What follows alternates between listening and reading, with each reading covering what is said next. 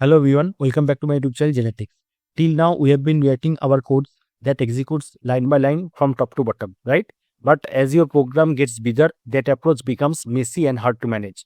So in this video, we are going to master function in Python. Okay, you will learn how to break your code into reusable blocks, make it cleaner, more efficient, and much easier to debug. We'll cover everything from defining your first function to understanding variable scope and even creating your own modules. Okay, so let's get started. What is a function? A function is a reusable block of code that performs a specific task.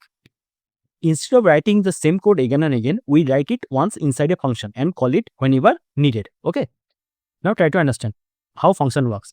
Now, for example, I have a block of code.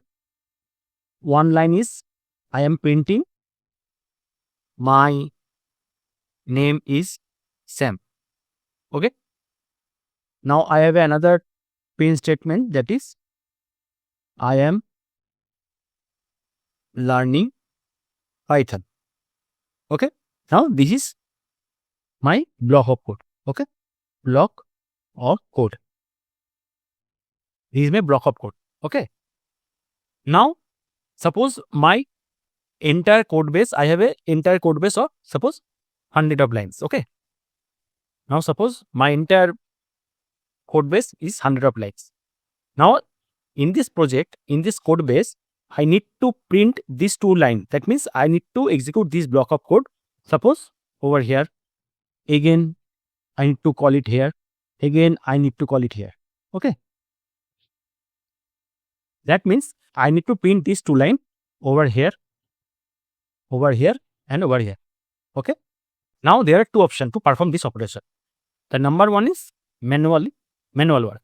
Okay, manual work. That means you can manually write these two line of code over here, and over here. Okay.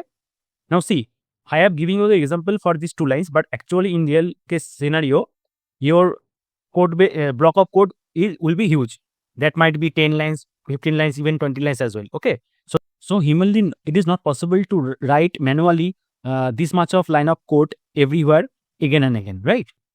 Because if we write the same code again and again everywhere, then it will, number one, it will reduce my readability, right? And the number two is it will be time consuming, right? This is the main advantage of writing the same code again and again everywhere, right? So instead of doing that, what we can do? We can enclose our entire block of code inside a box, and this box called function. Okay. Now I'm putting all of my block of code inside a function and creating my reusable block of code. Okay. Now how we can write our function? You have to define def and you have to write your function name. For example, I just giving a function name as name. Okay. Now you have to provide a parenthesis and here you have to mention your entire block of code. Okay. Now what happens? Now whenever you need to execute your entire block of code within your code base, you just need to provide your function name. Okay. Just you need to provide your function name and you have to put a parenthesis. That's it. Your function name is name. Okay. Now I'm mentioning my function name. That means I'm calling my function. Okay. I'm calling my function whenever it is required in my entire code base. Okay. Whenever I just call my function name in my code base, automatically all the codes, whatever it is inside this function, all the code automatically will be printed over here. Automatically will be printed over here. Automatically will be printed here. Okay. That means you don't need to write all the codes again and again everywhere. You just keep all the code inside a function and just you are calling your function name whenever it is required. Okay. So what happens using this function name? What is the advantage of this? Number one is it will increase my readability, right? It will increase my readability. And the second one, which is the most important, that is you can manage your entire block of code and in a single place. That means suppose in this function you need to add another print statement. Okay, based on your project requirement, suppose you need to add another function name, another print statement. Suppose I am a student. Okay, you just modify your function in a single place. Automatically, this modification will reflect here, here, and here. Okay, so wherever you called your function, automatically all the modification will reflect in everywhere. Okay, now for example, you need to modify this name. Okay, you just need to modify your name. Instead of writing Sam, you just write Alice. Now, whenever you just modify inside your function in a single place, automatically all the modification will reflect everywhere. Okay, all the modification will reflect everywhere. That is what it is written here. A function is a reusable block of code. That means these are our block of code, and we are reusing all this block of code by calling this function, right? And that performs a specific task, because inside our function we are performing any specific task, right? Instead of writing the same code again and again, we write it inside a function and call it whenever it is needed, right? That means the block of code that we need to write again and again, we can enclose that block of code inside a function, and we can call my function name inside my code base whenever it is required, and it will automatically execute the entire block of code. Okay, so I hope you understand what is function and how function works in our programming, right? Advantages of function. Number one is code reusability. Now, as we need to define our function once, and we can use my function anywhere, right? We can reuse everywhere. That is what it is written here, code reusability. We can reuse my entire code everywhere. Okay, write once, use many times. Better readability. So I told you it automatically increase my readability. Okay, function divides large program into smaller logical parts, right? Easy debugging. If there's an issue, you can check only that function. As my function is, I have to mention my function in a single place, right? So whenever there is any problem, we need to debug in a single place only. Okay, I don't need to go here and there. We just need to debug my code in a single place, and it will automatically resolve my issue. So it is very easy to debug my code. Okay, modularity. Large projects are built using many small functions. That means we can break down our entire code in a small different function. Okay, this is called modular coding. Okay, so basically this will help us to debug our code. This will increase our readability. Okay, this will help us to do that. So these are the basic advantage of using function, right? So to start our coding about function, let me create first one file. I am giving name as function.py. Okay. Now, for example, my task is I need to print one line, that is welcome to my channel. Okay. Now this is the print statement that I need to print in my code base. Okay. Now the problem is I have to print this line in 5 different position of my code base. Okay. Now what we can do, we just write the same things in 5 times, right? Like this. If it is 10 times, I can write it for 10 times, right? Like this. Okay. Now if I need to print more lines like this, then I have to define all this same line in every word again and again, right? And it is also possible not printing. I have a block of code that implements some logic. Okay, might be that programming is become 10 lines or 15 lines. Okay, this line of code of programming I have. Now I have to write that much of line everywhere, right? This is the first way, but this become very crucial, right? It will reduce my readability. It will very hard to write or read. Okay, and it might be confusing and it might get error. Okay. So in that scenario, what we can do, instead of writing all my block of codes again and again everywhere, we can enclose my entire block of code inside a function. Okay. Now how we can define our function? For that we have to write def. Def means defining. Okay. We are defining our function. Okay. Now def, we are suppose giving one, we have to give one function name. Okay. I am giving function name as user. Okay. Now this is my function. This user is my function name. Okay. Now I have to enclose my block of statement, okay, within this function. Now again, suppose in this block of code I have another line that is my name is Sam. Okay. Now this is my code. Okay, this is my code. So these two line of statement I have. This is my block of code, and I have enclosed my entire block of code inside a function, and the function name is user. Okay. Now I have to print this two line of statement everywhere. Okay. So instead of writing everywhere the same thing, what we can do? What we can do? We can just call our function like this. Just mention your function name and end with a parenthesis. Okay. Now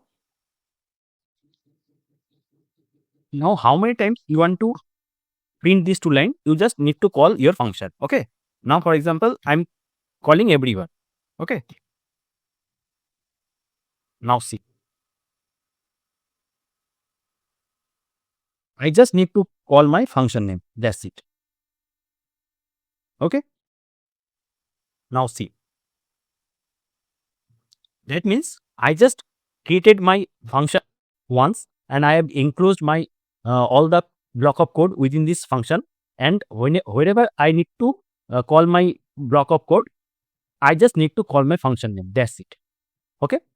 Now if I execute this one, now you can see, welcome to my channel, my name is Sam. Welcome to my channel, my name is Sam. Okay.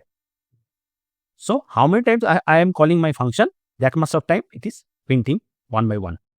Right. So instead of writing my same code again and again, my same code, okay, instead of writing my same code again and again, I just enclose my entire block of code within a function, and I'm just calling my function wherever I need to execute my block of code.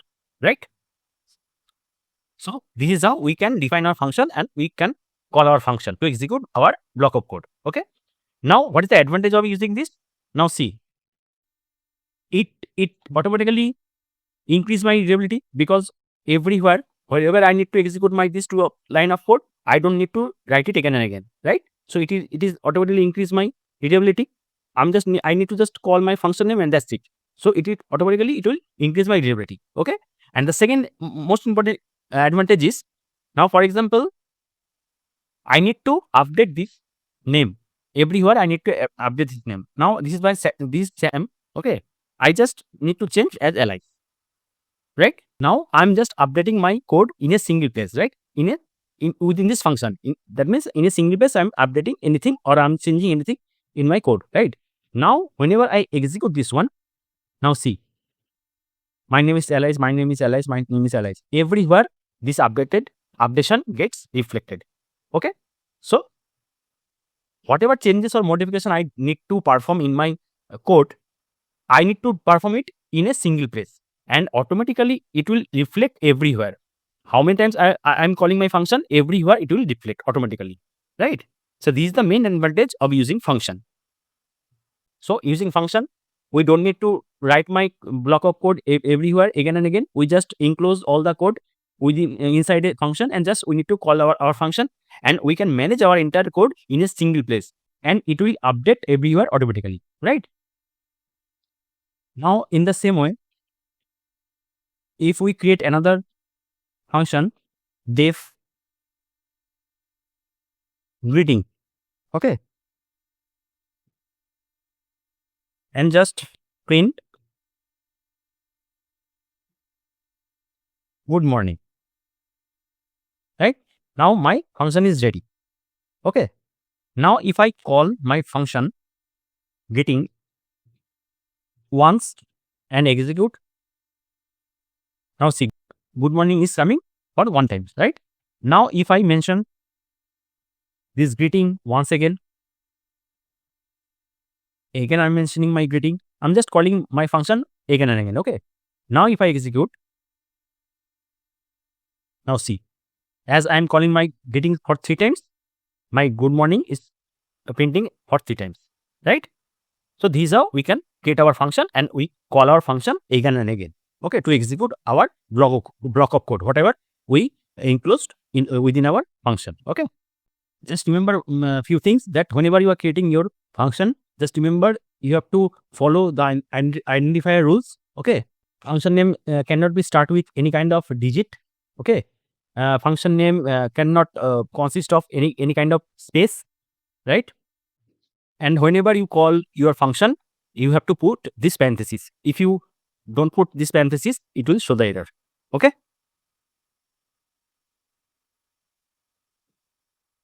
now see, it is not showing anything.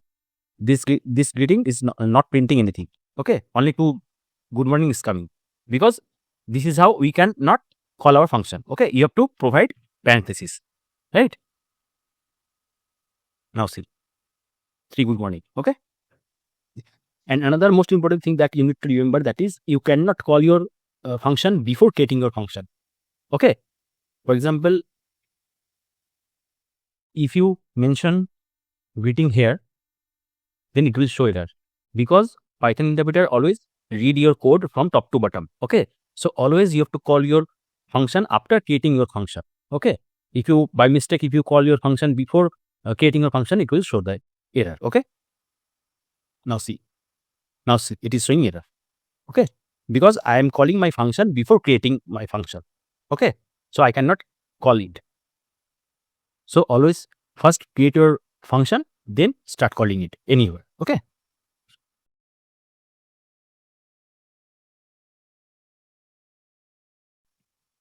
what are the parameters and arguments? Parameters, variable listed inside the parentheses. Okay, variable listed inside the parentheses in the function definition. They act as a placeholder. And argument is the actual value sent to the function when it is called. Okay, now the parameter is, suppose we are mentioning one definition. Okay, now for example, we are defining a function, suppose student. Okay, now we have to provide our parenthesis like this, right? Now whatever variable we mention inside this parenthesis is called parameter. Okay, it's called parameters. Now here we have to mention our block of code, right? Now in order to call our function, we have to write student. This is my function name, right? In order to call my function, we have to call my function name student, right? Now again we have to provide my parenthesis, right? Now whatever value we are passing when calling our function, whatever value we are passing in this parenthesis, this is called argument. Okay, so when we are defining our function and we are defining our variable inside this parenthesis, this is called parameter, and while we are calling our function and passing the value inside this parenthesis is called argument. Okay, now how we can use these parameters and arguments? For example, we are defining this function student. Okay, now here we are passing one parameter, that is name. Okay, now here we have to mention our block of code. Now I'm printing student name is, and we are passing our name variable. Okay, now our function is ready. Now we have to call my function. Now if we call my function, that is student, and here we have to pass any original value, that is argument. Now we are passing, suppose, sim. Okay, now try to understand. When we are defining my function, then we just pass a parameter. Okay, now this is my any variable name we can pass as a parameter. Okay, now whenever we are calling my function, then here we have to pass my argument as a value. Okay, we have to pass my argument as a value. Now whenever we pass this argument, now when we execute this code, then it will print this will our output. Okay, this print statement will be my output. Now it will print as student name is this variable name, right? And again this name, what argument we have passed, that is Sam. So Sam will be printed here. So our output will be student name is Sam. Okay, in the same way, if we pass another parameter over here, for example, we are passing another parameter that is age. Okay. Now we are passing another parameter that is age. Right. Now here again, I am mentioning on another print statement. Age is and passing my variable that is age. Okay. Now as I have passed my 2 parameter, that is why I have to pass 2 argument as well. Okay. How many parameters you have passed inside your function, that many arguments you have to pass when you are calling your function. Okay. Just remember this one. Now as for name variable we are passing same, and for age variable we are passing 25 as an argument. Okay. Now if I execute this function, okay, this code, then it will print as student name is Sam, because we have provided Sam as argument, and just in second line it will be printed as age is 25, because we have passed my 25 as an argument against this parameter age. Okay. So it will be printed as like this. Okay. So as many as parameter you want to pass, you can pass in your function, and that many argument you can pass as well in when calling your function, right? So this is how we can pass our parameter and arguments in our function, right? Now you might be thinking why we need to use our parameter and arguments, right? Okay. So for that, let me erase everything. Okay. Now, for example, you are creating one definition. Okay, add. Okay. And your block of code, that is print 5 plus 8. Okay. This is one of your function. Okay. Now, if we execute this function, then our output will be 5 plus 8 is 13, right? Again, if we pass this same function, again it will print as 13. So how many times you will call your function? Always it will give your output as 13, right? This is fixed, right? But for example, based on your project requirement, you have to create one function add, right? But whenever you are calling your function within your code base, sometime you have to add, for example, 5 plus 8. Somewhere you need to add 10 plus 5. Somewhere you have to add 10 plus 2, like this. Okay. So based on your project requirement, you have to add different number. Okay. But as you have defining your function like this, if add, and within this you have passed nothing as a parameter, and you are printing parameter 5 plus 8. So whenever you call your add function, it will automatically by default give the output as 13. Okay. So you cannot perform this type of operation everywhere, right? Now in order to perform this type of operation, what you have to do, you have to define your function like this. You have to define your function name add, and within parenthesis you have to pass your parameter, that is a comma b, right? Now if we print a plus b, okay, now your function is ready. Okay.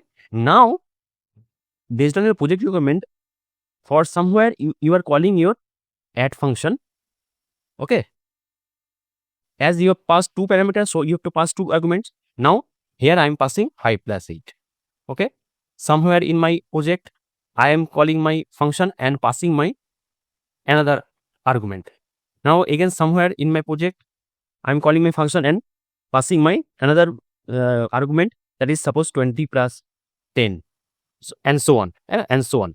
Whatever you want, you can pass in your function as argument. Okay. Now if you execute your code, then automatically here our output would be 13. Here our output would be 15, and here our output would be 30. Right? That means we have created our function once, but as we have used our parameter, so whenever we are calling my function, we can pass different arguments in different places, right? So using this parameter, as we have used our parameter, so based on our project requirement, we can call our function in different places, and we can pass our arguments in different arguments using our function, so that we can perform different addition using different number as a argument. Okay. Here I used 5 and 8. Here I use 10 plus 5, like this. Okay. So using this parameter and argument, we made our function more flexible, right? So this is the reason we need to use parameter and arguments. Okay. Now let's create one function, student. Okay. Now within this parameter, within this parenthesis, we can pass our parameter, right? Now, for example, I am passing my parameter as name. Okay. Now I'm printing the student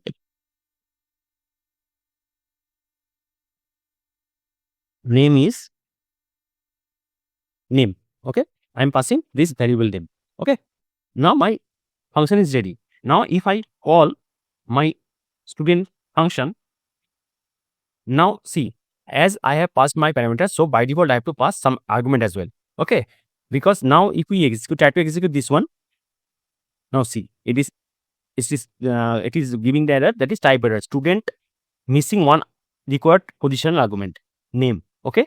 Because our student is required one positional argument, that is name. Okay. Because we have passed our parameter, that means our student is required one argument. Okay. That is why it is showing error. Okay. Now as we can pass any name. Okay. Any name. Now if I execute, now see, the student name is Sam, because our output is the student name is, I am passing my parameter name, that is variable, and when calling my function as a argument, I am passing the Sam. So automatically this Sam get replaced in this name variable and getting printed as the student name is Sam, right? Now again, if I pass another argument, that is age. Okay, that is age. I am giving another parameter and I'm printing again. I'm printing the age is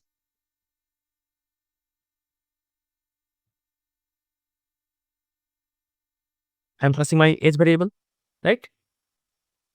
Now again, I am passing one. I have passed two parameter, but I am passing one argument.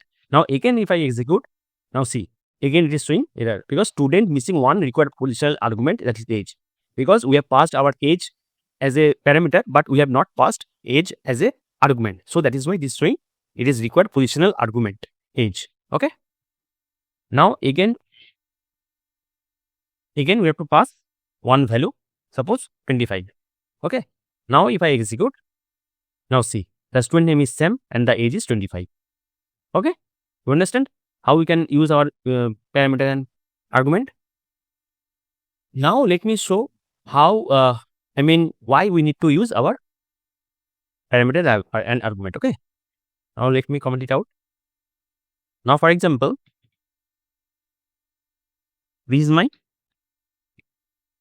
one function and here I am adding this two number 5 plus 8. Okay. Now I have to call my function. Now for example, here I am calling it once. Here again I am calling my function. Okay. Now again I am calling my function. So I have called my function 3 times in my program. Okay. Now if I execute, now see, everywhere our output is 13, right? Because in my function I used only 5 plus 8. So how many times I am calling my function, it will give me the fixed output, that is 13. Okay. Now for example, here I need to add 5 plus 8 based on my positive requirement.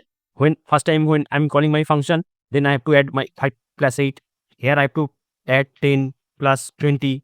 Here when I am calling my function, here I need to add 5 plus 9, like this. Okay. So in order to perform this operation, what we can do? We can use parameter. Now suppose A and B. I am passing A and B as a parameter. And in a print statement, what I can do? I just adding my A and B. Okay. I'm just adding my A and B. Right. Now as I have used my parameter, so by default I have to use argument when I'm calling my function. Right. So in first place, suppose I have to add 5 plus 8. So as an argument, I need to pass 5 comma 8 because in my function I have used A comma B. So as an argument, I have to pass my 5 comma 8. These two value. Okay. Now in second position, I have to pass 10 comma 20 because I need to add 10 plus 20. And in third place, I have to add my 5 plus 9. So I have to pass my 5 comma 9 as an argument. Okay. Now if I execute, now see, in first place it is giving answer as 13. In second place it is giving me answer as 30, and in third place it is giving me answer as 14. Okay, that means as I have used parameter inside my function, so whenever I'm calling my function, I can define different argument based on my requirement. Okay, this is the main reason we need to use parameter and arguments in our function. Okay, so I hope you understand how do we define our parameter and arguments in function and why do we need to use them in our programming. Okay,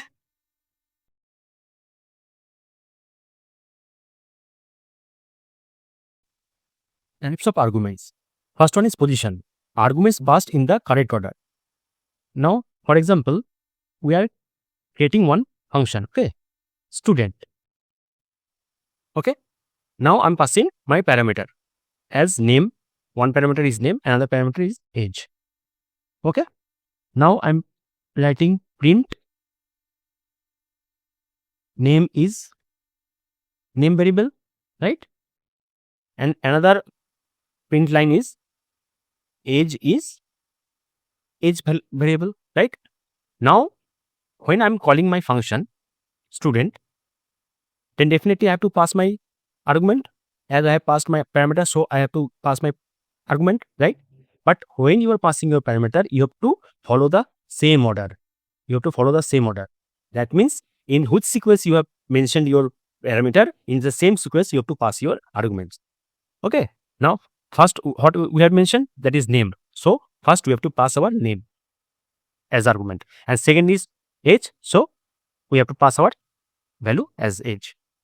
Okay, now if we execute this function, then our output will be name is Sam, because we have passed my Sam as argument, and age is 25, right?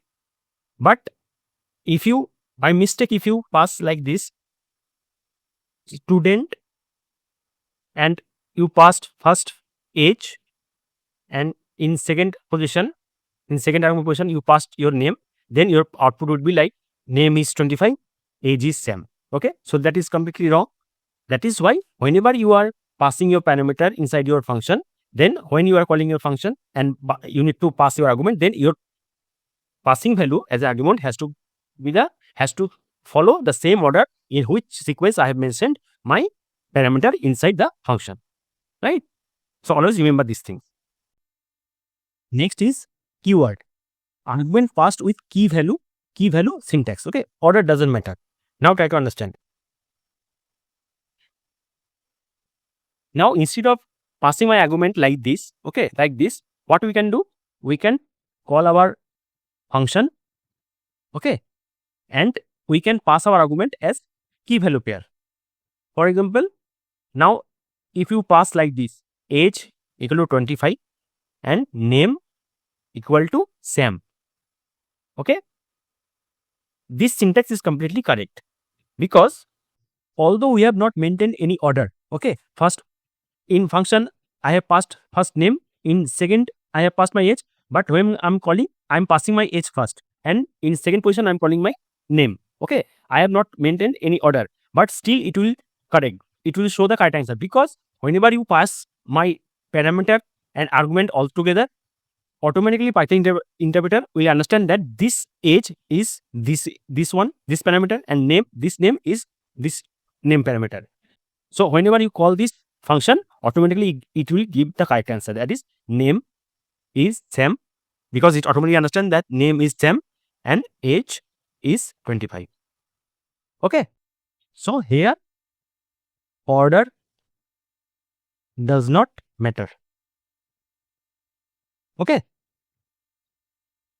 if you pass your argument along with this parameter in a key value pair, okay, then order doesn't matter.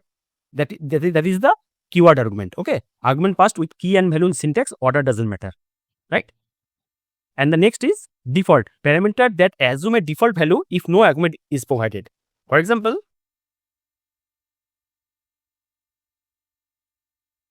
now first suppose I am defining my function. Okay, now I am providing one parameter Sam. Okay, and here I am mentioning one value, that is Sam. Okay, and another parameter, that is age. Okay, now I am printing my name. Okay, and print my age. Okay, now when I am calling my function, then I can provide my name as argument and provide my age. Okay, now this will give me the output as Alice and Sam and 25. Okay, now suppose as you passed a default value against the name parameter, then what you can do? You can pass only one parameter, that is age. Okay, the parameter where you have not mentioned any default value, you have to pass only that argument only. Now if you execute this one, then Python automatically understand that this is the age because we have not mentioned any default value. So this is the argument for this age parameter, and as we have not passed anything against the name parameter, but we have mentioned our default value, so automatically Python understand that our name would be Sam because this is my default value, and age would be 25. If I pass here 20, it will print as 20. Whenever you are calling your function, if no argument passed against any parameter, then automatically the default value, whatever mentioned against that parameter, automatically that default value will be used. Okay, this is the default argument. Okay, now first try to understand positioner. Okay, positioner. Now for example, I am creating one function pet. Okay, pet. Okay, now here I am passing my parameter as animal type. Okay, and one is pet name, right? So I have passed my two parameter. Okay, now I am printing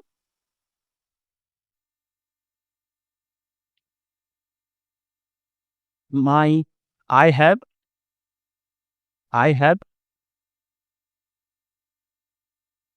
animal type. Okay, another name is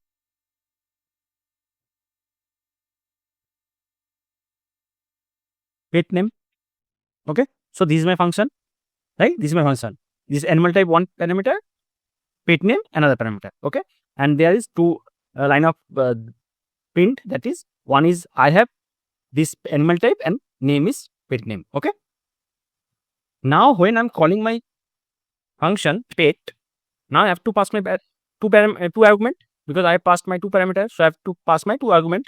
Suppose first one is dog. Okay, and second one is Max. Okay, now see first one is animal type, so I provide dog, so I'm maintaining my order. Okay, the in which sequence I mentioned all my parameter, in the same sequence I'm passing my arguments. Okay, now if I execute this one, now see I have dog, right? Name is Max. Okay, so I have maintained all the order, so it is giving me the correct output. Okay, now for example, by mistake I am passing the pet name first, that is Max. Okay, and in second position I am passing animal type, that is dog. Now if I execute, now see I have Max, name is dog, so my output is wrong, as I have not maintained the same order while I am passing my argument. I have not maintained the same order in which sequence I have mentioned my parameter, that is why my output is wrong. Okay, so it is always required to maintain the order in which you have passed your parameter. In the same order you have to pass your argument. Okay, so this is called positional argument. Okay, next is keyword. Okay, now here I'm just mentioning this one, order matters. Okay,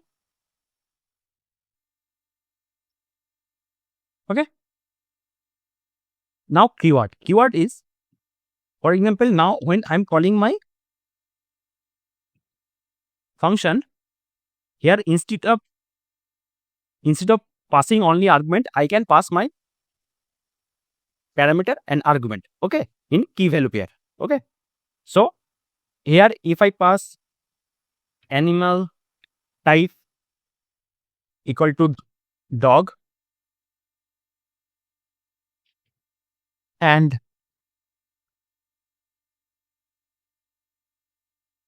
pet name as Max, okay. Now see, now if I execute, now see, this is the first one which is wrong, okay, this one, okay. And when I'm calling, this is the second time I'm calling my function. Now see, I have a dog, name is Max. Here I have maintained my order, okay, so it is giving me the correct answer. Now for example, now I'm not maintaining my order. Now I'm passing my pet name first, okay, and in same position I'm passing my animal type, okay. Here I have not maintained any order, here not maintained order, right?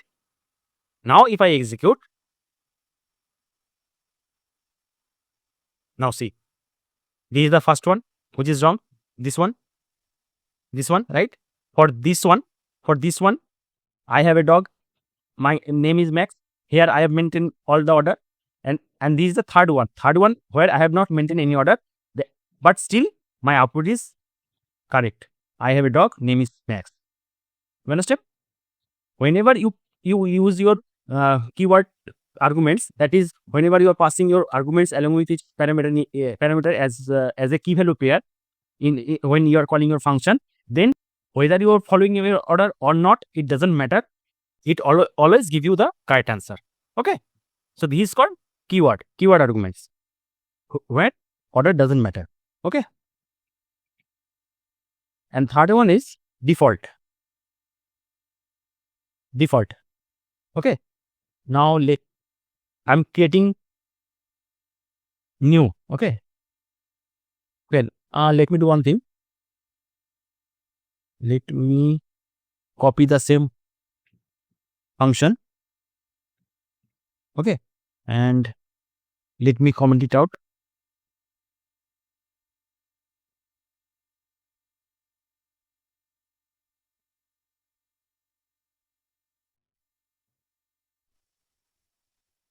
Now see, animal type, I'm passing a default value as dog. Okay. Now see, here you are getting an error. Why? Because always remember there is a rule for parameter order. Okay. That means whenever you are passing any positional and default value altogether, first of all, you have to mention your first position, you have to mention your positional parameter. In second position, you have to mention your default parameter. That means positional means where you are not mentioning any default parameter. Okay. So in pet name, I'm not mentioning any default parameter, so it becomes positional. So I have to mention this one in first position. Okay.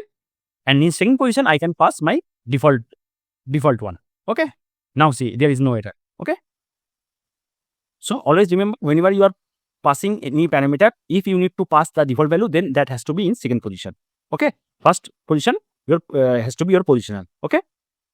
Now see, now if I call my function, okay, now in first position, what is the first parameter? That is pet name. Now I'm mentioning my pet name as Max. Okay. And in second position, what is the parameter? That is animal type. Now what we can do, we can pass as cat. Okay. Now cat. Now if I execute,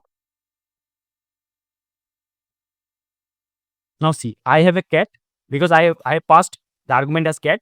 So my animal type becomes cat. So I have a cat, name is Max. Okay.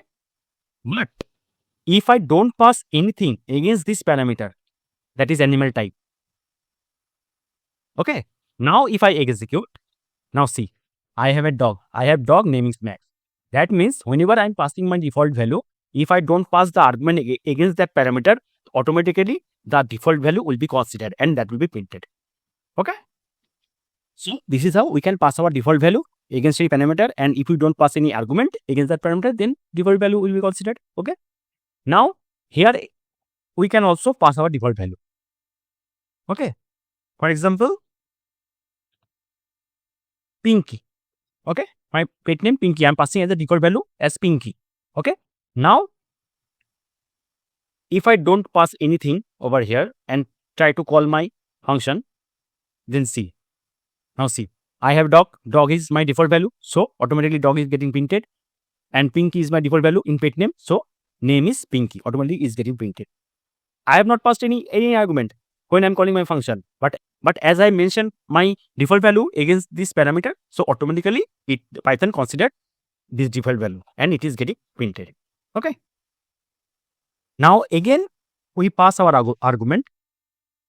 Okay, pet name as Max and animal type as cat. Okay, now I'm passing my argument, and if I execute, now see, this time the cat and Max is get printed. I have cat and name is Max because I have passed my these two name as argument. So whenever I'm passing my argument, that will be printed. Okay, but if I don't pass any argument against any parameter and passed in default value against that parameter, then automatically the default value will be printed. Okay, this is how we can define our default value. This is called default arguments. Okay, next is variable length argument. Now we can mention this variable length argument as star args. So you can mention any kind of name here. Okay, so you can mention this is the normal naming convention, that is star args. Okay, so star args, that is arguments, collects all the value in a tuple. Now when we are using variable length argument, see, sometimes we don't know how many arguments we need to pass when I'm calling my function. Okay, for example, suppose we are mentioning one function, we are creating one function add. Okay, now here I have to pass my logic, that is block of code. Okay, block of code. For example, here I'm mentioning one of my logic, that is whatever argument I pass against this function, that will be added. Okay, that is the logic I need to mention over here. Okay, now when I'm calling my function, now in somewhere I need to add, suppose 2, 3, 4, 5. Okay, somewhere in my code I have to call my function where I need to add my, suppose 5, 7. Okay, somewhere I need to pass 20, 30, 40, 50, 60, 70, like this. Okay, so that means we don't know how many arguments we need to pass. Okay, so based on my program requirement, I need to pass any number of arguments that I don't know. Okay, so in that case, what we can do, when I'm creating my function, what we can do, we just mention here start args. That's it. Okay, whenever I pass this variable length argument, that is start args, and I will call my function and pass any number of arguments, that automatically calculate my addition. Okay, now 3 to 5, 5, 15, 14. Here our output will be 14. Here our output will be 12. Here our output will be whatever it is. Okay, so that means whenever I'm calling my function, okay, whenever I'm calling my function, irrespective of how many arguments I have passed, there will be no issue.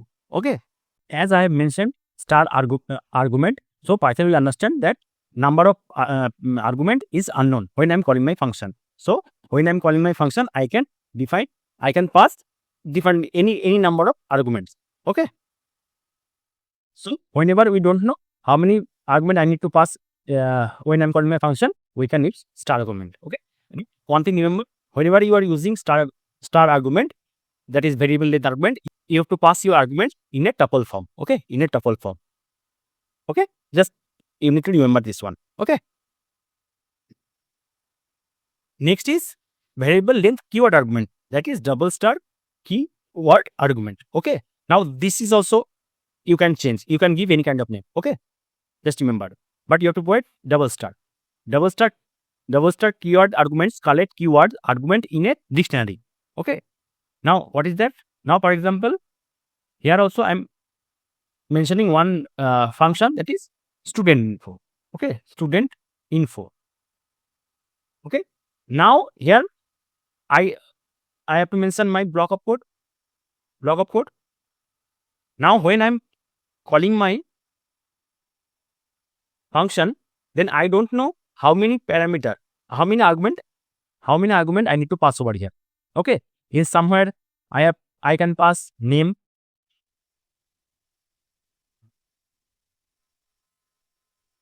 Okay, age. Somewhere I can pass only name. Okay, only name. Or somewhere I can pass my name. Okay, age. I'm not writing everything. Okay, age, gender. Okay, like this. So in every word I can define different information about student.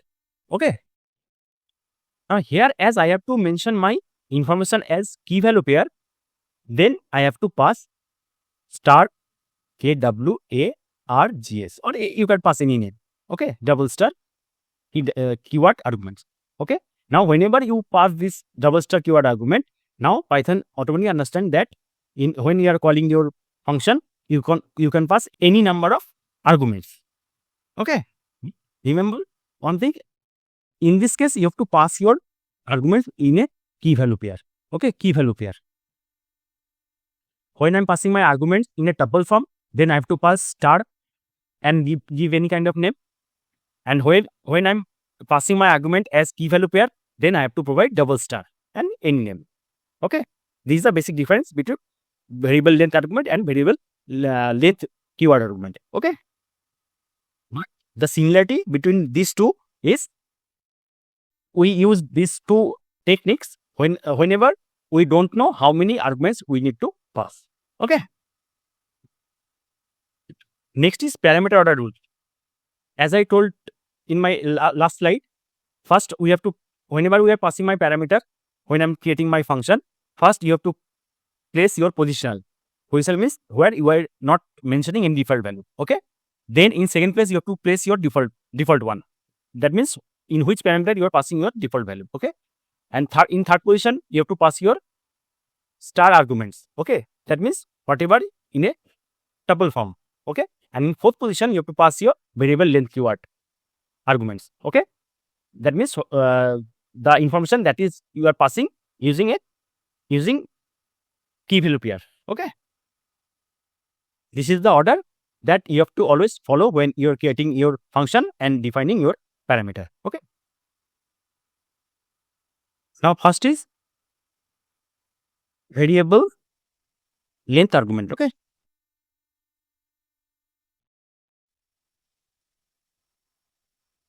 That is star args. Okay. Now first we are creating one function. Okay. That is add number. Okay.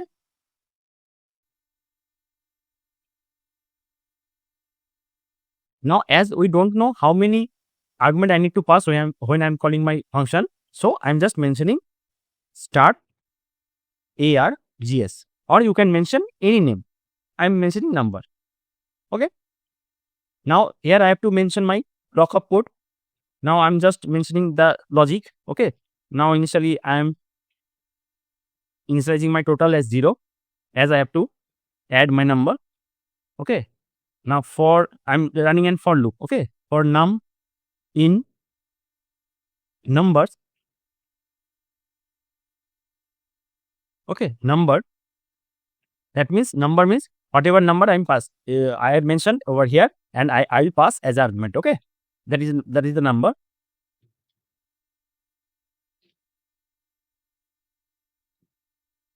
Now I'm writing total plus equal to num.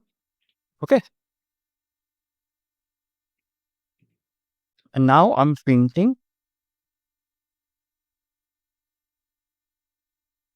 total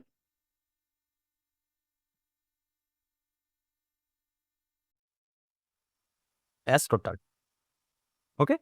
Now my function is ready. Now I'm calling my function. Okay. Now in first place, I am adding 1, 2, 3. Okay. Now in second place, I am adding 10, 20, 30, 40. Okay. Now in third time, I am calling 22, 12, 15, 22, 7, 9, 80, 70. Now see, in three places, I have mentioned different number of arguments. Okay. Here I mentioned 3, here 4, here 6, 7. Okay. Right. So in different places, I have mentioned different arguments. Okay. Now if I execute this one, now see, for first one, 3, 2, 5, 1 is 6. Okay. So first one is 6. Second total is 100.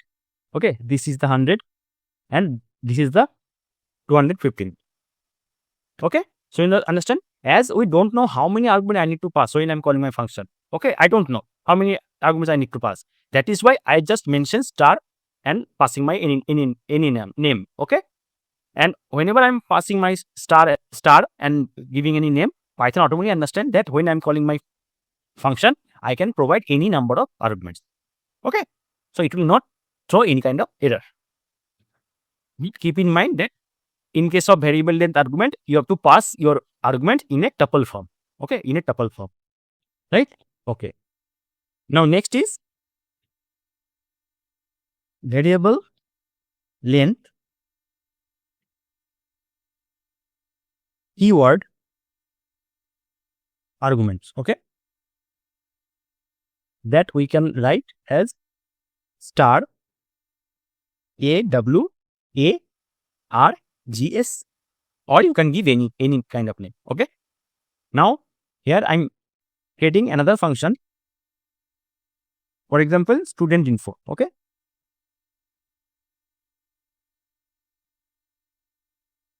Here I don't know how many information as an argument, how many information I need to pass when I'm calling my function. So I have to pass my double star.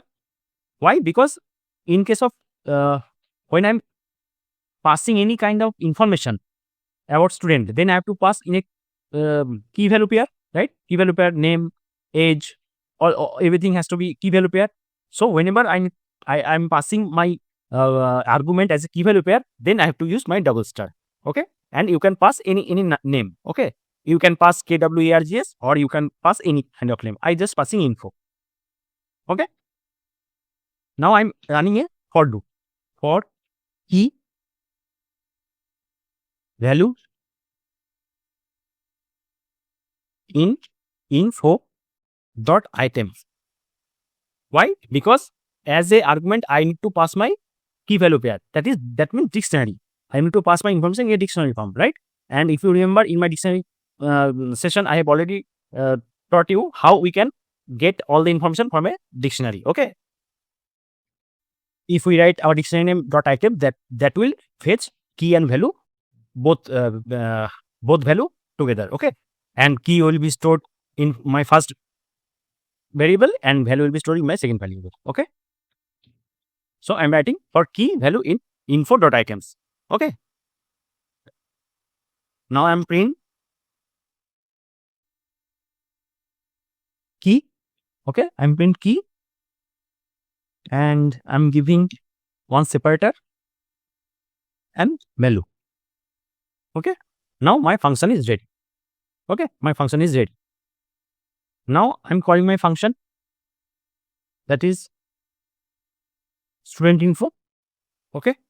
Now in first time when I'm calling my function, here I'm passing my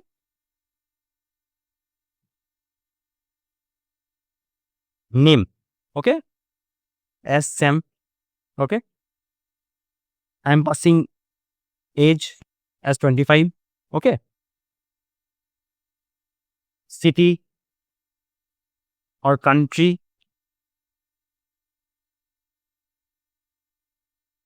as USA. Okay. In second time when I'm calling my function, I just call my name and country. Okay. in third time I'm just calling age, okay, age, country, and suppose gender. Okay, here I'm changing the name. Okay, UK, here I'm using Canada. Okay, that means when I'm calling my function in different places, I'm calling different arguments. Okay, here I'm calling 3 arguments, here 2, here again 3. Okay, even I can call 5, 10s, any number of arguments. Okay, but that has to be in key value pair. Okay, if I execute this one, now see, first is okay, let me comment this one, comment out this one. Okay, now if I execute, now see, first one is name Sam 25 USA, that means this one. Okay, second one is allies and UK, that means this one, allies and UK. Okay, and the third one is age, country, gender, that is age 25, country Canada, and gender male. Okay, so as we are calling my function in different places along with different number of arguments in a key value pair, that is why we need to pass double stub and give any kind of name, because we don't know how many arguments I need to pass when I'm calling my function. Okay, so this is called variable length keyword arguments. Okay, so this is the difference. Whenever you are passing your arguments in a tuple form, then you have to use star. Okay, and whenever you are passing your arguments as a key value pair, then you have to provide double star. Okay, and next is, if I show you the order of parameter. Okay, order of parameter. Okay, now for example, let me comment it out.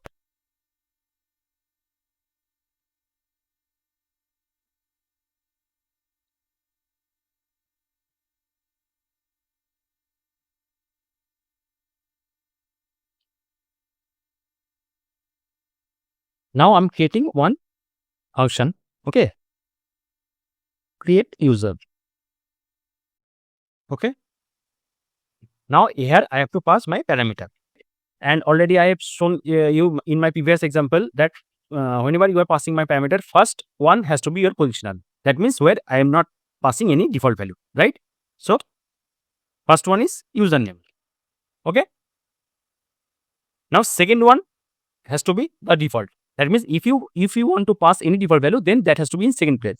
Okay, now for example, I'm passing a default value against this role parameter. Okay, user. Okay, and in third position, I'm passing my another variable, that means another parameter, that is permission. Okay, so I have put star before the permission because I want, when I'm calling my create user function and pass all my information in a tuple form, then first one would be my username, second one would be my role, and remaining all would be considered as my permission. Okay, irrespective of how many arguments are left over there. Okay, that is why I passed star. Now if I write print username, that is my username parameter. Okay, print role,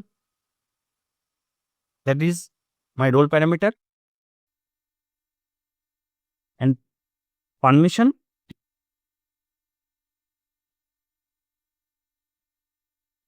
is my permission parameter. Okay, my function is ready. Now I'm calling my function by create user. Now as a username, I'm passing admin. Okay, in a role I'm passing super user. Okay, if I don't pass anything, then this user will be automatically considered and it will print, right? As I'm passing super user, so automatically this user will be replaced by this super user. Okay, this one will be considered. But if I don't pass anything, then this default value will be considered. Okay, so these are default value. And I'm mentioning read, write, and delete. Okay, so now this admin is my username. Okay, now this super user is my role, and remaining all the information, that means remaining all the arguments is considered as this permission. Okay, and as I have mentioned I have passed all my arguments in tuple form, so that is why I have passed star. Okay, so this 3 information is passed within this tuple, so I have to pass my star, and everything will be considered as permission. Okay, so if I here mention any other option, that is update, that is also come under this permission. Okay, now if I execute this one, now see, username admin, role super user, right, and permission read, write, delete, update. Understand? Now if I delete this update, now I pass remaining is 3 arguments is remain. Now if I execute, now see, permission is read, write, delete. Okay, so this is the order you have to maintain when you are passing a parameter. So whenever you are creating your function, you have to follow the parameter order rules. That is, first one has to be your positional, second one has to be your default, third one has to be your variable length argument, and fourth one has to be your variable length keyword argument. Okay, now in the same way, if you want to pass few more information as a dictionary form, that is key value pair. Okay, suppose name as Sam. Okay, age 25. Now this is key value pair, right? So we have to pass my parameter as double star. Okay, double star, and we can pass like anything, like for example info. Okay, now if I print details, okay, and pass my info. Okay, now see, now if I execute this one, now see, username admin, role super user, permission read, write, delete, and details. Now details, name Sam, age 25. So these 2 information has been stored in this info. Okay, so all the arguments that is passed in a tuple form, that will be considered against this variable where I pass single star, and all the arguments that I passed in a key value pair, that will be considered in this variable where I have mentioned 2 star. Okay, so this is how we have to maintain our parameter order rules, right?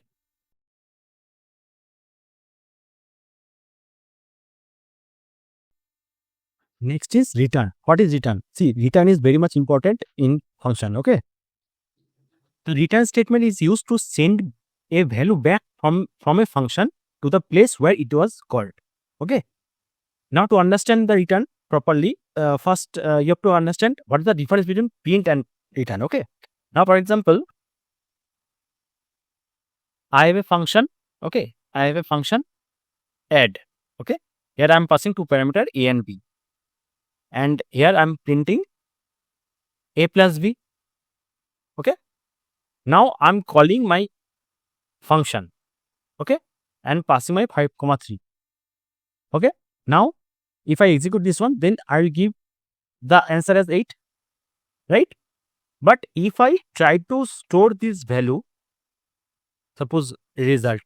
Okay, I'm trying to store this value in a result and try to print this result, then it will give me the answer as none. Okay, why? Because in my function, I am printing a plus b. I'm just printing a plus b. I'm not returning any kind of value. Okay, so when I'm calling just my function, it will give me the answer as 8. That is okay. But when I'm trying to store my value, in result variable, it will showing none, because this add function is not returning any value, So in result, none value is getting stored. Okay, as my function is not returning any value, so when I'm trying to store the value of this function, when I'm passing 5 and 3, it is returning none, because it is returning nothing. It is only printing. It is returning nothing. So in result, nothing is getting stored. And when I'm printing my result variable, then it is showing none. Okay. Now, in the other hand, if I write my function in this way, defining add a comma b, and instead of print, if I return a plus b. Okay, this is my function. Now if I call my add function 5 comma 3, then tell me what will be the output of this. The output would be nothing. Our output will nothing will be printed over here. Why? Because in my function, I'm just returning the value of a plus b. In my function, I'm just returning the value of a plus b. I'm not printing anything. So if I just call my function and passing my argument, it will show nothing. Because there is no print statement.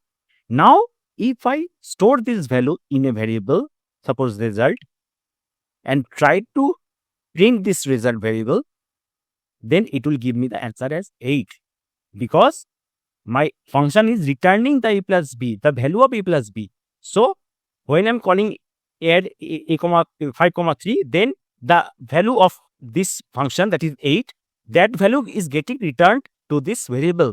As my function is returning a value, so automatically this value is getting returned to the result variable and stored over here. And when I'm printing my result, then automatically the answer 8 is getting printed.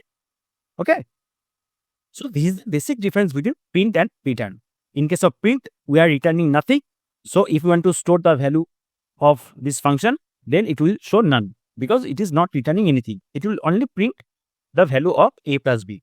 But in case of return, if I just call my function, it will show nothing. But because it is returning something, returning the value of a plus b. So when I'm storing the value of this function, output of this function in a variable, as my function is returning any value, so that value will be stored in this variable, and when I'm printing this variable, it is giving me the answer.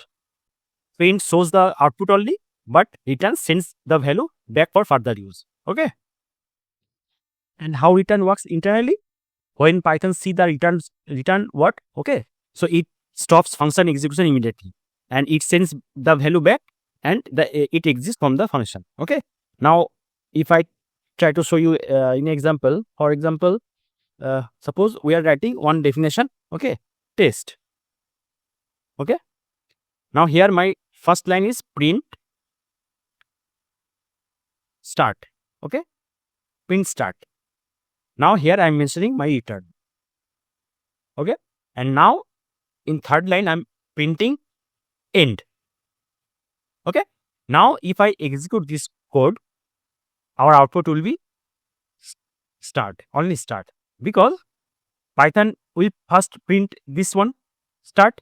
Now it will find the return word. Okay, now it will understand that here it is trying to return the value, so function will stop here. So automatically the value, whatever value is there, it will return, and our execution will stop here. Okay, so once our execution gets stopped here, so this print statement will never be executed. Okay, so only start name will be printed over here. Okay, this is how return works. So whenever return appears in our programming gets stopped over there. Okay, and it will not go beyond of it for further execution. Right? I'm creating one definition. Okay, add. Okay, I'm passing a comma b. Okay, now I'm printing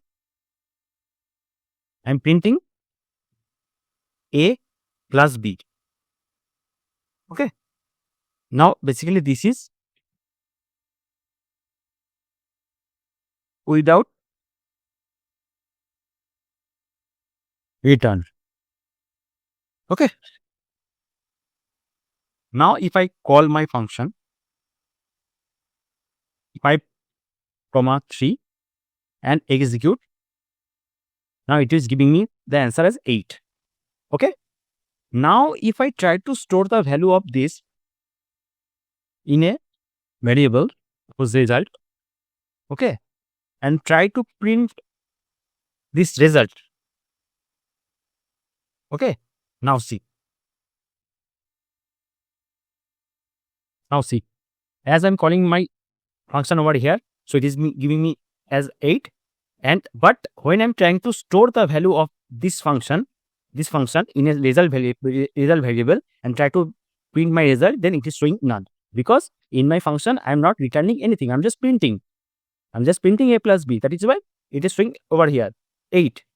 But as this function is not returning anything, so when I'm trying to store the value of this function in result variable, then it is showing as none.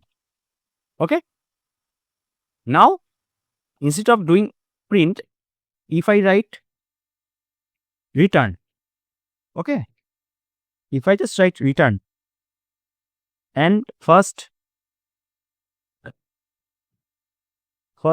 let me show you, if I call my function only, then it will show nothing. Okay, it will not show anything, because in my function I'm just returning a plus b. The value of a plus b I'm just returning. I'm not printing anything. So when I'm calling my function only and passing my argument, then it will show nothing. But if I store the value, whatever it is returning, whatever this function is returning, if I want to store that value in my result variable and try to print that variable. Okay. Now if I execute, now see, it is giving me answer as 8. Understand? As my function is returning a value, so when I'm calling my function and passing my argument, then automatically this function is returning some value. This function is returning some value. Now I'm storing that value in a result variable and try to print my variable, then it is showing me the result. Okay. This is the difference between print and return. Print only shows the result, but return gives me return back the value for further use. Okay. Now if I try to show how return works internally, okay, then just write def test. Okay, the simple function. Now I try to print start. Okay, start.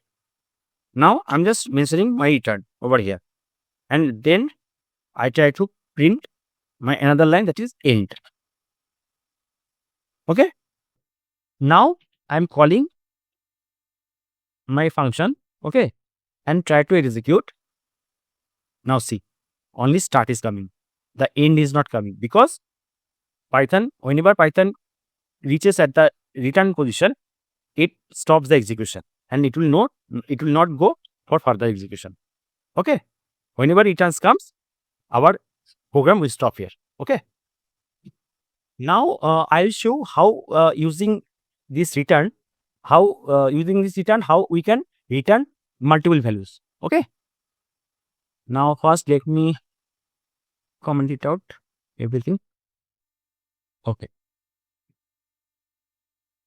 now for example I'm creating one function, that is calculator. Okay, and here I'm passing two parameters, that is a and b. Okay, now I'm mentioning return, and here I'm returning a plus b. Okay, one value, comma a minus b. Okay, that means I am returning multiple values. Okay, one is a plus b, another is a minus b. Right, I'm passing only a and b parameter, but using these two parameter I'm returning multiple value. One is a plus b, one is a minus b. Okay, now if I call my function and pass 10, 5, and as it is returning something, so I can store the value in a variable, right? Now if I print result, and execute this one. Now see, in a tuple form, it is giving me the answer. So a plus b is 15, right? And a minus b is 5, right? Whenever we are returning multiple values, there is a better way to receive these multiple values. Okay, as here I am getting these two value in a tuple form. Okay, but there is another way how we can return our different value and we can receive in a different variable. Okay, now for that, instead of giving one variable, I can pass two variables. As my output is 2, one is a plus b, another is a minus b, so I can give two variables. Okay, for example, first one is some value, okay, comma, second one is div value, right? And here I can call my function calculator and we can pass my arguments, right? Now I can print sum is some value, right?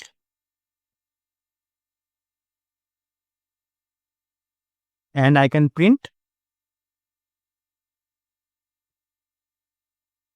difference is div value, right? Now if I execute this one, okay, it would be 10, 5. Okay, now if I execute, now see, first one is this one where I have used only one single variable, okay, and returning multiple value. So here I am getting my multiple value in a tuple form, 15 and 5. Now this is the better way. Whenever there is multiple value, I can define multiple variable and I can call each variable one by one. Now sum is 15, difference is 5. Okay, you understand?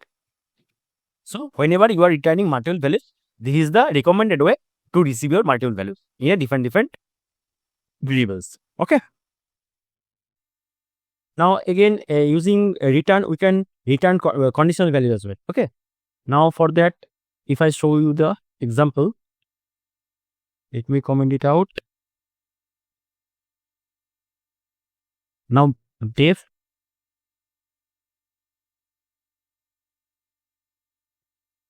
check even. Okay, I'm just writing a program where I am to check the number is even or odd.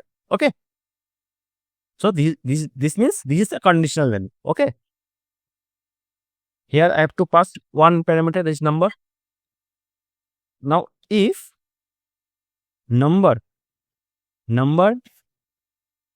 modular 2 equal to 0. Okay, that means if the number divided by 2 and the remainder is 0, then return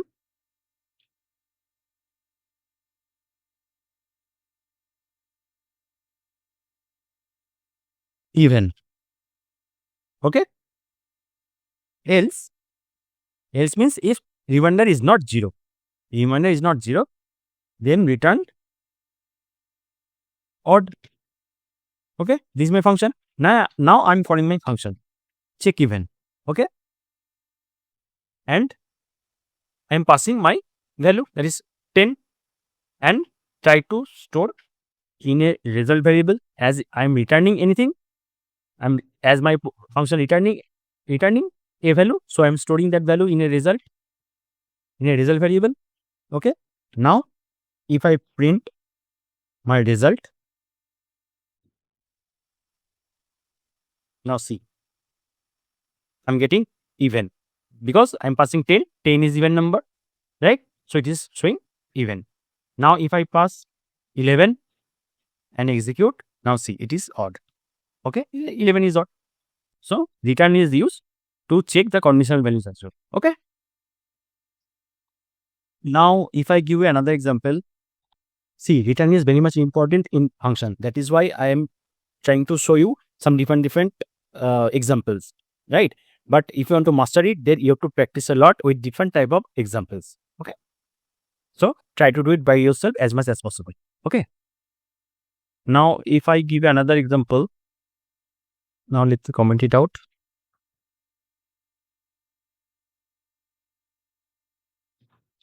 Now I have to write a function where I have to calculate some discount. Okay. Now calculate discount. Okay. And here I have to pass one parameter. Okay. Now discount is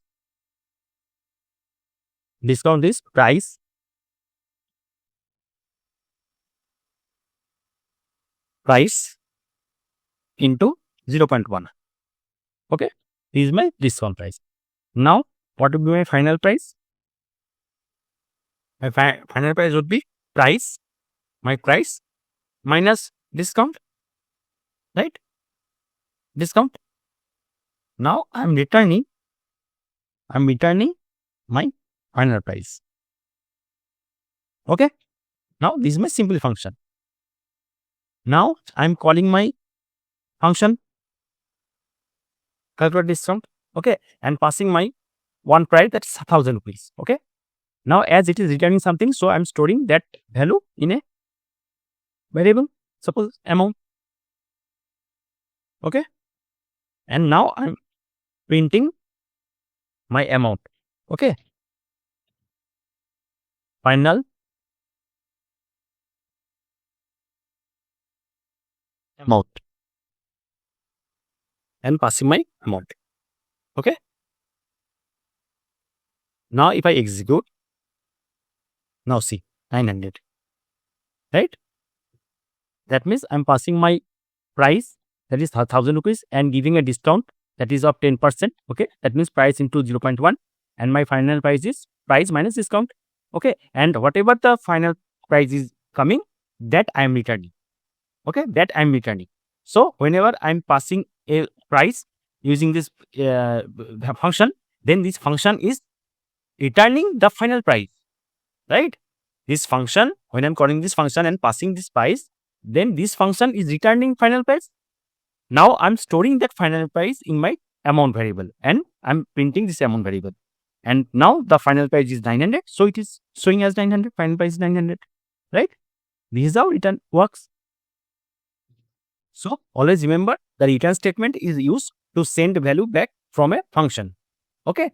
And when Python in a program, when Python encounters a return statement, it automatically immediately exits from the function. Okay. And send the value back to the caller, right?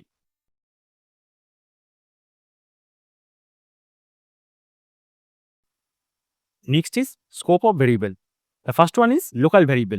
A variable defined inside a function is called local variable. Okay. It can only be used inside that function. That means if I create one function, okay, suppose greet. Okay. Now here I'm mentioning one variable. Okay. That is message, and passing hello. Okay. And I'm printing my message. That's variable. Okay. So this is my function.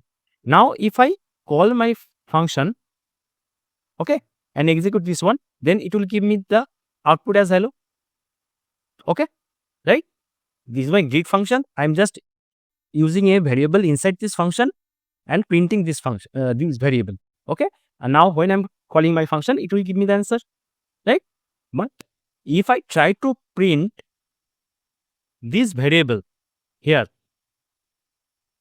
that means outside the function, then it will show me the error. Understand? This variable, I have mentioned this variable inside my function. Okay, inside my function. I have used my variable inside my function. So if I try to access this variable outside my function, then it will show me the error. Okay. A variable defined inside the function is called local variable. This is my local variable, and it can only be used inside that function. So inside that function, I can use this variable as my own. Okay. But if I try to access this variable outside my function, then it will show me that. Okay. This is called local variable. Next is global variable. A variable defined outside all function. Now try to understand. Outside all function is called global variable. It can be accessed anywhere in the program. That means any variable that you are mentioning outside your function, okay, outside your function, that becomes global variable, and you can use this variable at anywhere. Okay. Now, for example, if I write, for example, I'm defining my message variable outside my function. Okay. Suppose welcome. Okay. Now this is my global variable. Okay. Because I have mentioned my variable outside my function. Now I'm creating my function. Okay. Now I'm creating my function. Okay. Now print message. Okay. And now if I call my function once and again I'm trying to print my this variable, then what will happen? Here also I'm getting the output as welcome. Here also I'm getting output as welcome. Why? Because my message variable is my global variable. I have mentioned it outside my function, right? So I can use my this global variable at anywhere. Now I have first used my this global variable inside my function, right? Inside my function I have used my global variable. So when I'm calling my function, then automatically it gives me the output welcome.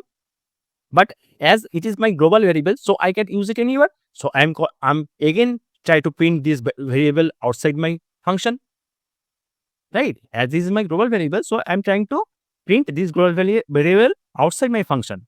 Then also it is giving me the answer as output as the correct answer, that is welcome. Understand? As this is my global variable, so I can use this variable even inside the function, even outside the function. Okay, at anywhere. So this is the difference between local variable and global variable. Local variable I can use only inside my function and I cannot access outside my function. And global variable I have to define outside my function and I can use this variable at anywhere. It might be inside my function, it might be outside my function. Okay. Now first is local variable. Okay, local variable. Now I'm creating one function greet.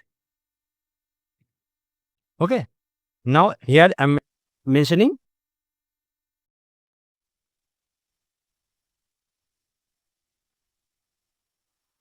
my one variable, that is message, and I'm passing suppose hello. Okay. I'm going to try to print. I'm printing my message variable. Okay. Now see this is my function. This is my function. Now this message is my variable. Message. Now see. Now this message is my variable. Now I have used this variable inside my function. Okay. That means this is my local variable. Okay. As I have used this message variable inside my function, so it becomes local variable. And now if I call my function, then it will give me the answer. Okay, that is hello, right? But as this is my local variable, so I cannot use it outside my function, right? So if I try to print this message outside my function,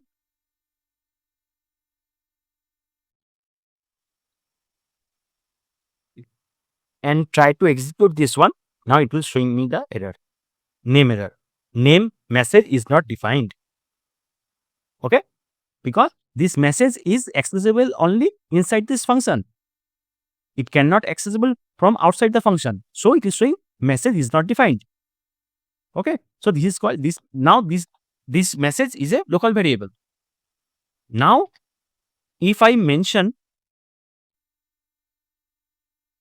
let me copy everything. Okay.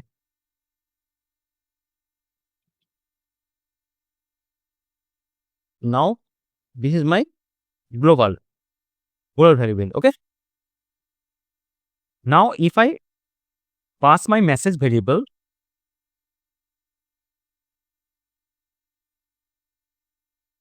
outside my function, okay, and passing my value as welcome.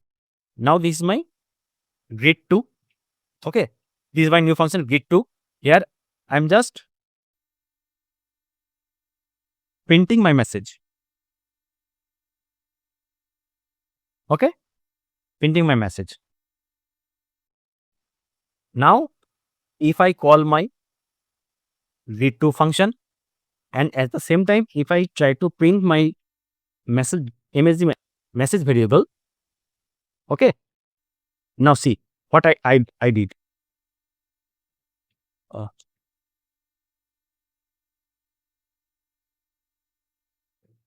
Now try to understand what I have done in my global variable. In case of global variable, I just mentioned one variable outside my function, that is msg, okay, and pass a value. Now I'm accessing this variable inside my function, okay, and again I'm accessing this variable outside my function, right? So when I'm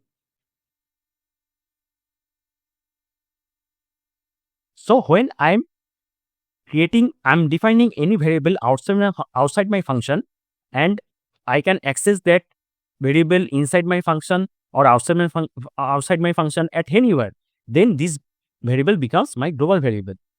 Okay, global means I can use it anywhere. Okay, now see, now if I execute, now see for this one, this hello is coming from the local variable, this one. Okay, now for global variable, first of all I'm calling my function, that is greet2. For that I am getting welcome, and again I'm printing my msg, this variable, and for that I'm also getting another welcome. Okay, so as my msg variable, I mentioned this variable outside my function, so it becomes global variable, and I can use this global variable inside my function and at the same time outside my function. Okay, so I can use my global variable at anywhere. Okay, so this is the basic difference between local variable and global variable. So in a nutshell, we can say variable scope determines where a variable can be accessed in a program. Okay, so variable defined inside a function are local and cannot be accessed outside.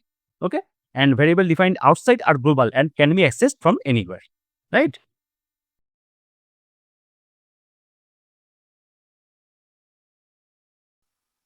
Next is type of function in Python. First one is built-in function. These are the functions that Python already provides. Okay, you don't need to define them, you just use them. For example, we are using print, right? We have used length, we have used sum, right? We have used type, right? So these are the inbuilt function. These all are function. It is already written in Python, right? So we don't need to define anything. We just use this function directly in my programming. Okay, so these are the inbuilt function. These for inbuilt function. Okay. Second one is user defined function. These are functions created by a programmer. We define them using def. So whatever function we are creating using this def function, okay, this is called user defined. So if we define def add a comma b print a plus b, okay, this is one of my function, right? So this is user defined function. Okay, this is user defined function. Right, we have to initialize my function using def word, and we have to pass our logic inside my function. Okay, this is user defined function. Third one is anoma, that is lambda function. Lambda function are small one line function without a name. Okay, used when function logic is simple. So to write this lambda function, the syntax is very simple. Syntax is you have to write lambda, then you have to pass your parameter. Okay, pass your parameter. Then you have to put a colon and you have to pass your expression over. Okay, this is the basic syntax of lambda. Okay, now for example, this is my one of my function, that is square. Okay,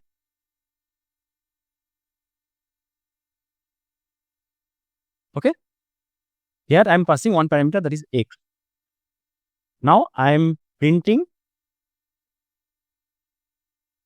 x into x. Okay, now I can call this function, and here we can pass my any argument, right? But we can write this entire function in a single line. How? We have to give one variable name, then we have to write lambda. Okay, we have to pass my lambda, and here I have to provide my parameter, that is x. Which parameter I passed here? That is, I have to pass x. Okay, and we have to put a column, and we have to pass my expression. Expression means what operation I am to perform, that is x into x. Okay, now if I print, if I print this square, then we get the same answer as 25. Right? Here I have to mention my function name, then I have to pass my parameter, then I have to print whatever I am to print, then I have to call my function. But as this is my simple function, see, always lambda function, always you have to use when your function logic is very simple. In case of crucial function, you cannot use lambda. Okay, so whenever your function is very much simple, then you can use the lambda, so that you can use it in a single line. Okay, so this is my simple function, right? So this function we can convert it a lambda function. Just write lambda word, then pass the parameter, this parameter. Okay, this parameter, just this pass this parameter and put a colon, and just pass the expression, whatever expression you want to print over here. Okay, so just pass this expression and store all the value in a variable and just print it. Okay, so it will give the same value as this one. Okay, so this is the lambda, and it is also called an anonymous function. Okay, now first one is built-in function. Okay, built-in function. So till now we have used so many times the print function, right? So print hello. Okay, we have used len function. Okay, here we can pass our list, right? We have used our type function, right? Here we can pass any number or any string,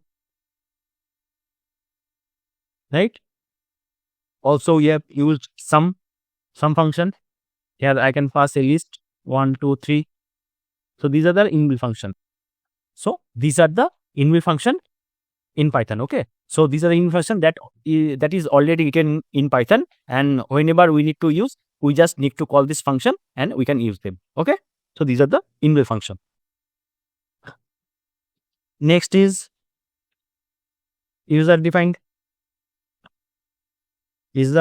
function, right?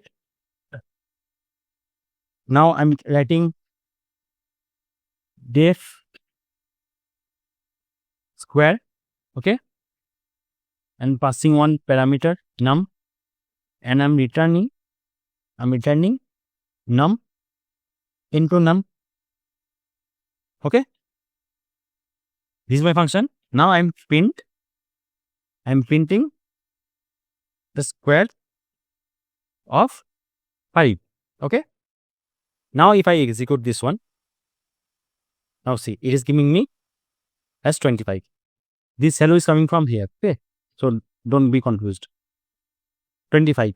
So this function is giving me output as 25. So this is called user defined function. Okay, because this is created by a user. We are creating this function with our own logic. Okay, so this is user defined function. Now next is lambda function. Okay, now we can just write this function using a lambda function. Okay, so how we can write? First we have to mention one name. Okay, now we have to mention my lambda word. Okay, now we have to pass my parameter, because if you remember, my syntax is lambda, then I have to pass my parameters. Okay, parameters, and I have to put my colon, and I have to write my expression. Okay, this is the basic syntax of lambda function, right? Okay, So first I have to write my lambda word and I have to pass my parameter. Parameter is x, okay, or num, right? Then I have to put my colon and then I have to pass my expression. Expression means what operation I am to perform. That is num into num, right? Now my function is ready. Now if I print this square,